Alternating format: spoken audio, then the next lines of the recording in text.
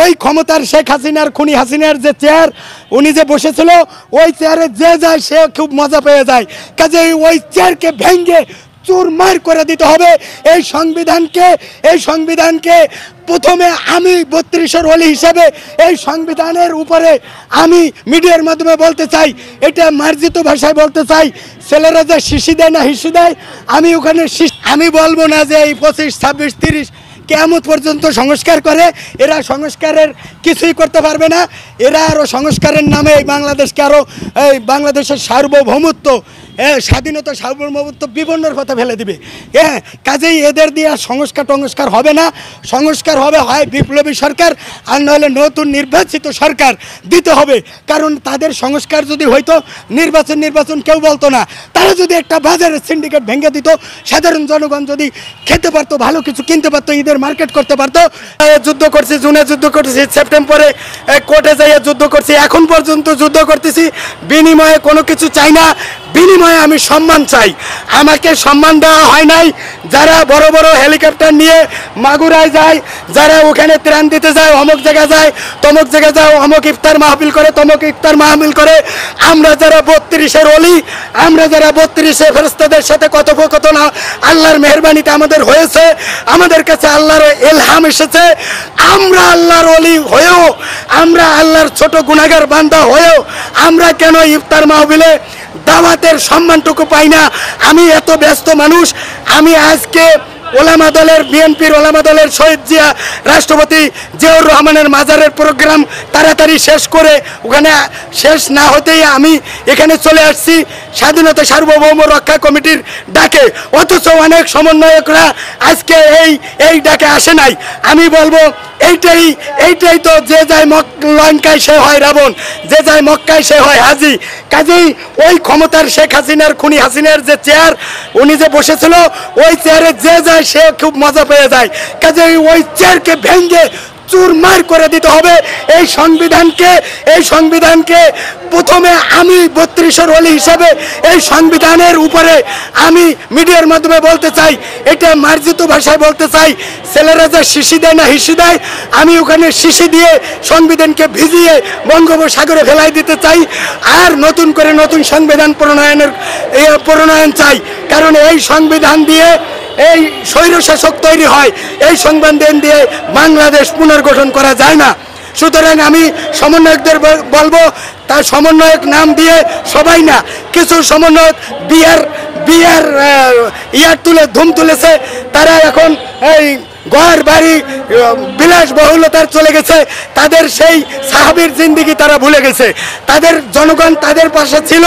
তারা যখন বিলাসিতার দিকে ধাবিত হবে, মাহমুদুর রহমান স্যারের উপদেষ্টা স্যারের কণ্ঠ মিলায় বলি, তারা যখন বিলাসিতায় চলে যাবে তখন জনগণও তাদের থেকে মুখ ফেরায় নেবে। কাজেই আমি বলবো, সমন্বয়করাও যেমন তারা বিভিন্ন সেমিনার করতেছে, আমি বাংলাদেশের অন্যতম ৩২-এর ওলি হওয়ার পরেও আমি কেমনে দাওয়াত না পাই? আমি তো দাওয়াতে আসার সময় আমার নাই, কারণ আমার অনেকগুলি প্রোগ্রাম, সারা পৃথিবীব্যাপী আমার প্রোগ্রাম। বর্তমানে আমি পৃথিবীর মধ্যে অন্যতম একজন ওলি এবং অন্যতম একজন আমি রাষ্ট্রপতি হওয়ার পদপ্রার্থী। টুঙ্গিপাড়া শেখ হাসিনা যে আসন থেকে নির্বাচন করছে ওই আসনে আমি এমপি হয়ে আমি ভবিষ্যতে রাষ্ট্রপতি হওয়ার কাছাকাছি প্রায় আমি চলে যাইতেছি। আমার কাছে ইনশাল্লাহ রাষ্ট্রপতি হব কি হব না এ বিষয়ে ফেরেশতারাও আমাকে এলহাম দিয়ে, আল্লাহর পক্ষ থেকে এলহাম আসে, আমি জানতে পারবো ইনশাল্লাহ। আমি সাংবাদিক ভাইদেরকে বলতে চাই, আমার একটা কথা, এই সংস্কার বলে আমি সেদিনকে একটা সাক্ষাৎকারে বলছিলাম, এই সংস্কার ডক্টর ইউনূস স্যার উনি সংস্কার ডোনাল্ড ট্রাম্প থেকে শিখুক। কারণ উনি নোবেল বিজয়ী হতে পারে, উনি কোনো বিষয়ে উনার উস্তাদ আমি, কিন্তু উনিও উনার জায়গায় আমার উস্তাদ, আর আমার জায়গায় উনি উনার উস্তাদ আমি।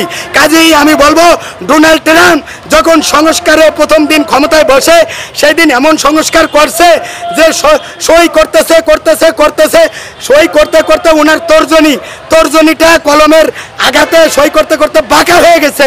তো সংস্কার তো একেই বলে যে এত সংস্কার করছে। উনি একদিন ওই ফজিলাতুন্নেসা মুজিব কলেজ, আরেকদিন শেখ হাসিনা বিশ্ববিদ্যালয়, আরেকদিন শেখ রাসেল হল, অমুক Sheikh Russel school and college, এইগুলি উনি বাদ করে। তো উনি কি গোয়েন্দা রিপোর্ট নিয়ে এমন একটা সংস্কার করতে পারে না যে শেখ পরিবারের নামে কতগুলি প্রতিষ্ঠান আছে ওইগুলি এনে 5 মিনিটে একটা সই করবে, সংস্কার হয়ে যাবে? পুলিশকে ছাত্রদল, ছাত্র শিবির থেকে এবং আওয়ামী লীগ বিরোধী, আওয়ামী লীগ বাদ দিয়ে যত দল আছে তাদের থেকে পরীক্ষা নিরীক্ষার মাধ্যমে কিছু লোককে নিয়ে 2 লক্ষ পুলিশ নতুন নিবে, এভাবে সেনাবাহিনী সংস্কার করবে। এই সংস্কার ফখরুদ্দিনও করে দেখাই দিছে। কাজেই এই ডক্টর ইউনূস বর্তমানে যে আসিফ নজরুল মার্কা, আর একটা ওই যে নায়িকা তারানা হালিমের মতো লড়াচড়া করে, ওটা হলো ওই সিদ্দিকী হাসান, রেজওয়ানা হাসান, আর হলো আসিফ নজরুল, আর হলো ওই যে অথর্ব কটে উপদেষ্টা, স্বরাষ্ট্র উপদেষ্টা, এইগুলি নিয়ে যদি কেয়ামত পর্যন্ত, আমি বলবো না যে এই 25, 26, 30, কেয়ামত পর্যন্ত সংস্কার করে, এরা সংস্কারের কিছুই করতে পারবে না। এরা আরও সংস্কারের নামে এই বাংলাদেশকে আরও এই বাংলাদেশের সার্বভৌমত্ব, স্বাধীনতা, সার্বভৌমত্ব বিপন্নের পথে ফেলে দিবে। হ্যাঁ, কাজেই এদের দিয়ে সংস্কার হবে না। সংস্কার হবে হয় বিপ্লবী সরকার, আর নাহলে নতুন নির্বাচিত সরকার দিতে হবে। কারণ তাদের সংস্কার যদি হইতো, নির্বাচন কেউ বলতো না। তারা যদি একটা বাজারের সিন্ডিকেট ভেঙে দিত, সাধারণ জনগণ যদি খেতে পারতো, ভালো কিছু কিনতে পারতো, ঈদের মার্কেট করতে পারতো, তাহলে এই ঈদে যারা খুশি মনে, যারা বাংলাদেশের জনগণ যখন ঈদ করতে পারতো, হিন্দুরা যেমন খুশি মনে পূজা করছে, মুসলমানরা যখন খুশি মনে ঈদ করতে পারবে, তখন কেউ সংস্কারও বলবে না, নির্বাচনও বলবে না, বলবে যে সরকার আছে এই সরকারই থাকুক। কিন্তু এই সরকার কোনোটাই পারছে না। এই জন্য আমি বলবো, জুলাইয়ের যোদ্ধা হিসেবে এই সরকার আমাকে কোনো রাষ্ট্রীয় কোনো মর্যাদা দেয় নাই। আমি তো বাংলাদেশের শ্রেষ্ঠ একজন বীর মুক্তিযোদ্ধা, বীর বিক্রমের আমি একটা স্বীকৃতি পাবো, একটা পদক পাবো। পদক তো চাইয়ে নেওয়ার জিনিস না, হাদিয়া তো চাইয়ে নেওয়ার জিনিস না। কিন্তু আমাকে 8 মাসে এখনো ডক্টর ইউনূসের সরকার পদক দেয় নাই, আমাকে কোনো সম্মান দেয় নাই। আমি তো শেখ হাসিনা যদি ঘুরে আসে বলা তো জানা কি হবে, তাহলে তা আমার 103টা ফাঁসি হবে। কিন্তু আমি ফাঁসি হাসি মুখে বরণ করিব, কারণ আমি মনে করিব আমার জান্নাত ফাদখুলি ফি জান্নাতি ফাদখুলি ফি ইবাদি ওয়াদখুলি জান্নাতি। আমাকে তো আল্লাহ বলবে তুমি আমার নেককার বান্দাদের মধ্যে শামিল হও এবং আমার দেওয়া জান্নাতে প্রবেশ করো। আমি তো জান্নাতে যাব এই আল্লাহর কাছে আশা রেখে, এবং আমি এটাও আশা রেখে আমি জাহান্নামেও যেতে পারি। আল্লাহ যদি আমাকে দেশ ও দশের মানুষের কল্যাণের জন্য, দিনের কাজ করার জন্য কবুল করে কোনো একটা ছোট আমল, তাহলে আমি জান্নাতে যেতেও পারি।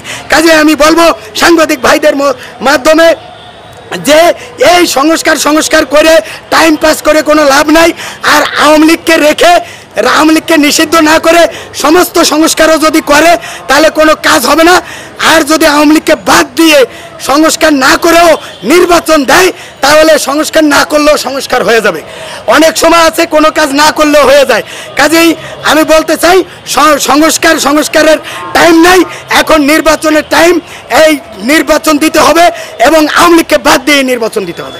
বলতে হয় আমার 19শে জুলাই আমি যখন বছিলা এবং মোহাম্মদপুরে, যেখানে সারা বাংলাদেশের বড় বড় সন্ত্রাসীরা থাকে, ওখানে যখন আমি নেতৃত্ব দিতেছিলাম, আমাকে আগে থেকেই নেতৃত্ব দিতেছিলাম। তো ওই বছিলা 19শে জুলাই ওখানে রাবেরা গুলি করতেছিল উপর থেকে, হেলিকপ্টার থেকে। সেই দুপুরের জুমার নামাজের পর থেকেই গোলাগুলির মধ্যে ছিলাম, টিয়ার সেলের মধ্যে পড়ছিলাম। আমার বাম পায়ে গুলির লাগছিল, আঘাত আছে, এখন শুকায় গেছে। যাই হোক, আমি কি পেয়েছি ভাই, জুলাইয়ে যুদ্ধ করে আমি আল্লাহ এবং আল্লাহ রাসূলের এবং মানুষের কল্যাণে আমি যুদ্ধ করছি। আমার কোনো কিছু চাওয়ারও নাই, পাওয়ারও নাই। কিন্তু একটা জিনিস চাওয়ার আছে, একটা জিনিস পাওয়ার আছে।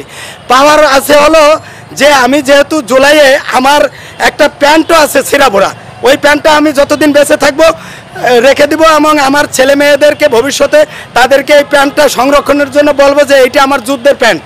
হ্যাঁ, যুদ্ধের পাজামা বা প্যান্ট, এটা যেটাই বলেন।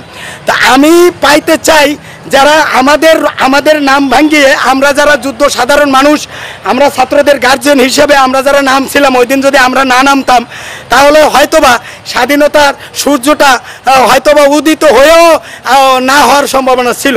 তো আমরা পাইতে চাই একটু সম্মান। ওই কথিত মুক্তিযোদ্ধারা 20,000 বলেন, ফ্ল্যাট বলেন, কত সুযোগ সুবিধা পাইছে। আমরা ফ্ল্যাট চাই না, কিছুই চাই না। আমরা চাই আমরা যে যুদ্ধের জীবন বাজি রেখে ছেলে মেয়ের মামা মমতা সব কিছু বিসর্জন দিয়ে আমরা যুদ্ধে নামছিলাম, আমরা এই যুদ্ধের একটা স্বীকৃতি চাই। এই স্বীকৃতির জন্য যদি কোনো রাজনৈতিক দল আমাদের স্বীকৃতি পেতে বাধার পটের কাটা হয়ে থাকে, ওই রাজনৈতিক দলকে আমি বিনয়ের সাথে বলবো, আপনারা যদি জুলাই যোদ্ধাদেরকে স্বীকৃতি দিতে ব্যর্থ হন তাহলে বাংলাদেশের জনগণ আপনাদেরকেও ব্যর্থ করে দিবে। আর একটা বিষয় পাইতে চাই, একটু সম্মান পাইতে চাই, কিন্তু কোনো এই